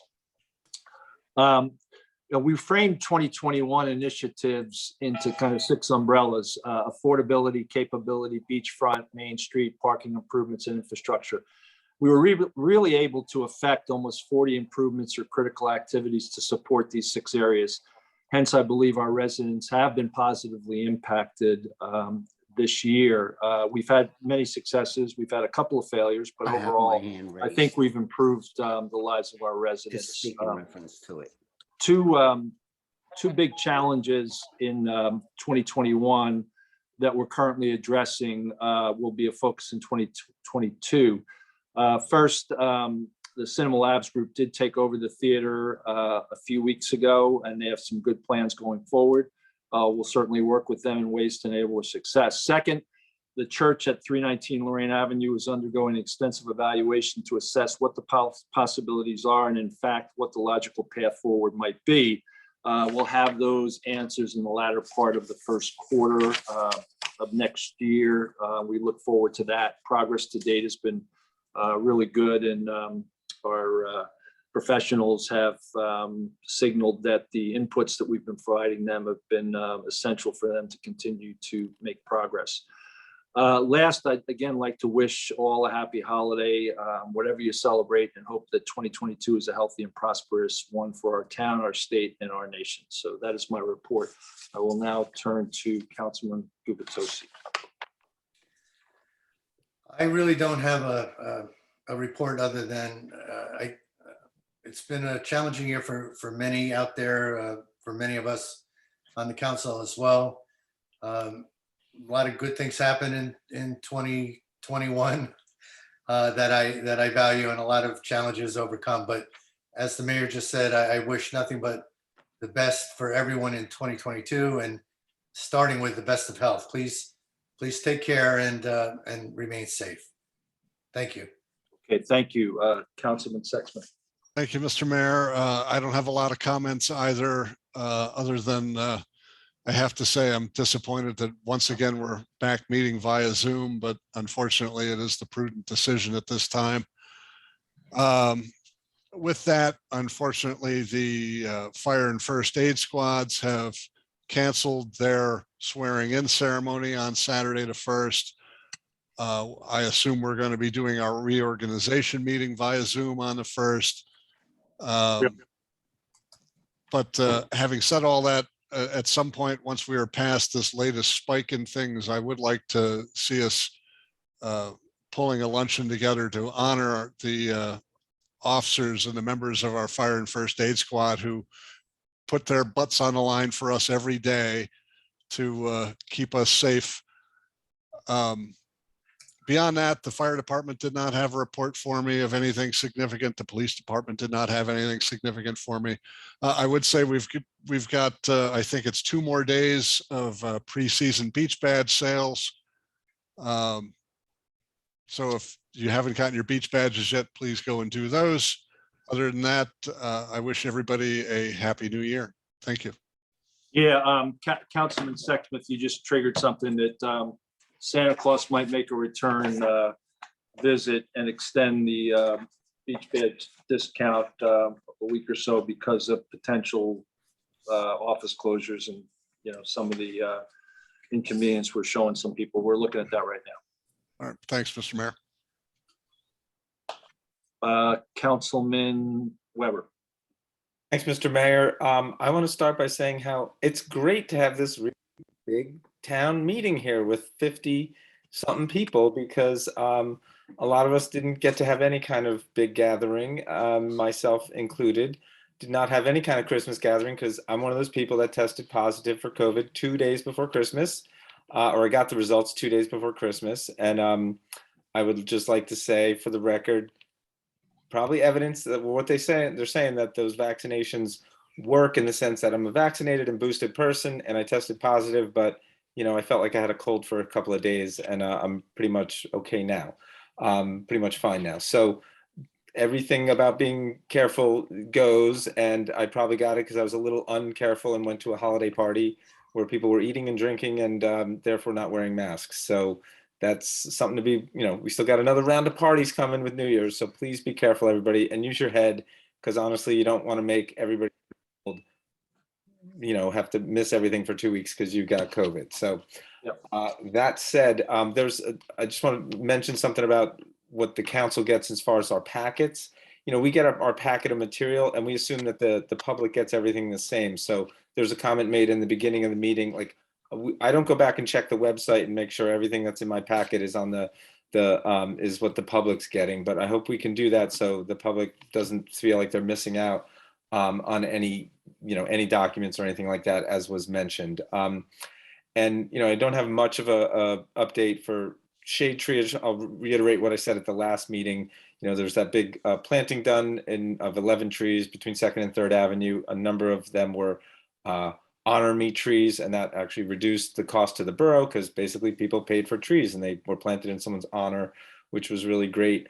Our recreation board is kind of in a, not the board itself, but we're kind of in a restructuring program because we're bringing on a new recreation director. So that's in a state of flux right now. I will say that, you know, as far as accomplishments in 2021, there were definitely ups and downs, and but I do think the Shade Tree Commission was really, to me, a highlight of the year. They got a lot done. We got a bunch of trees in the ground finally in their second year of existence. So that was that. People will notice that their trash wasn't picked up on the 27th. And if you find a neighbor that still has some trash sitting out since Monday, maybe tell them to take it in because they're not going to get it until Thursday. So maybe you could have them. And I'm assuming that's going to be the same for New Year's Day. Same thing. Am I right on that, Ms. Humphrey? Almost, except that the Main Street businesses will be picked up on Monday. Okay, so residential areas, repeat of Christmas, no trash pickup because the holiday's actually falling on a Saturday, which is a day when there's no trash pickup. So in order for those folks to actually get a holiday, they're not getting your trash on Monday. I just want to remind everybody, it's a great time of year because is going to the curb. Trash is supposed to be in trash cans, not loose bags, and they're supposed to have lids. So just tell your neighbors and let's help keep the town clean. That's one of the huge improvements from years ago. I'd say that our town's just cleaner because we got our trash in cans and there's lids on those cans. That's it. I hope everybody has a great New Year's. Please stay safe and just, look forward to see everybody on the 1st by the Zoom. Thanks, Mr. Mayor. Thank you. Okay, we'll go to public comments, 5-minute limit, single instance per participant. Start with Mr. Shook. Yes, I want to thank the mayor and council for looking into this resolution 2021-316. I was actually involved in the placement of that cell tower in 2003. I had many issues back then, as I do now with this cell tower. Like I was saying in the past, it is the health issue. It's always been a health issue. And at the time, at the planning board meeting, I was told, Bill, you need to move on with technology and everything. And I was, yeah, I need to, but this is not the place to put this cell tower. I wanted that cell tower behind the greenhouse, away from the residents because of the health issues. But unfortunately, I got overruled on that one because of cost, I was told, to the company and everything, which we should not be listening to. I mean, it's a business that they want to get into.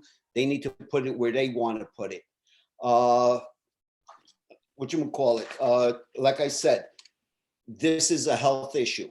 If anybody wants, like I mentioned before, we have this pole on 5th and Ocean Avenue. It's got a whole bunch of equipment on it from Verizon. And one of the things on that pole, about 5 feet, 6 feet up in the air, it states, radio frequency field beyond this point may exceed the FCC general population exposure limit. Okay? Read that carefully. Like Mr. Frieda said, they do have regulations. FCC does put out regulations, but this sign says it may exceed that point. Why do we think we have towers that are 150 feet up in the air? This pole is only 50 feet up in the air. So what is it doing to everybody that's down below us? What is it doing to all the kids that are playing by the synagogue over there? What is it doing when we have our 4th of July fireworks display and all these kids are underneath this pole? I mean, are we getting some kind of a frequency? I mean, think about it. That pole on 5th Avenue, I've been fighting since day one. It should have never been placed. Neither should the one on 3rd Avenue. Please, council, mayor, look into this very closely. You are looking at the health issues of the residents of Bradley Beach. Like Dr. Kotler said, it is a health issue. Thank you. Okay, thank you. Mr. Critelli. Two things. One, Councilman Weber, sorry to hear that you tested positive, but congratulations that you're healthy. Thank you. I have a second question on, there's apparently a construction going on at the triangle of Bradley and Evergreen. Appears to be a large electrical something or other with a number of yellow ballards so nobody hits it. Does anybody know what that thing is? I'm fairly sure is it Altice? Am I saying it right, Kim? It's Altice. Oh, that was okay. something that was approved, I think it was over a year ago. Yep. So it's a cable box. That is my understanding. No. Anything else, Mr. Critelli? No, that was it. I mean, it just came out of nowhere. They started digging a hole. They got this big yellow box up They've got a meter on it. They've got ballards all around it, and it sticks out like a sore thumb. It does. Mr. Mayor, I recall this issue, I think before I was on council, and so that would take us back over 2 years. And It's been a while. I don't recall that it was approved. Do we have a record of that? Yes, there was a resolution that was passed out. It was never rescinded. When was that, Erica? In It was 2018. 18. Okay, I didn't recall. I was not on council at the time, but I thought that was actually, I thought it was rescinded or not passed or whatever. So my misunderstanding. That's okay. Okay, Eric? Yes, can you hear me? Yeah. Okay, my name is Eric Schatz. I live at 202 Evergreen Avenue. My family has owned the property since 1960.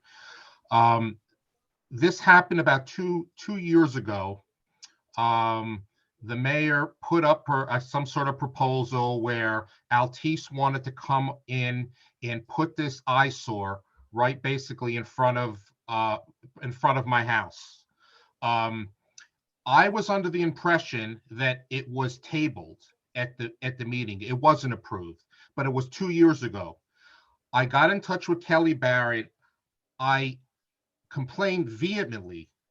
Miss Barrett was nice enough to send an email to the council and the mayor, letting them know that this is ridiculous. Like it might be the right of way, but we are a customer of, we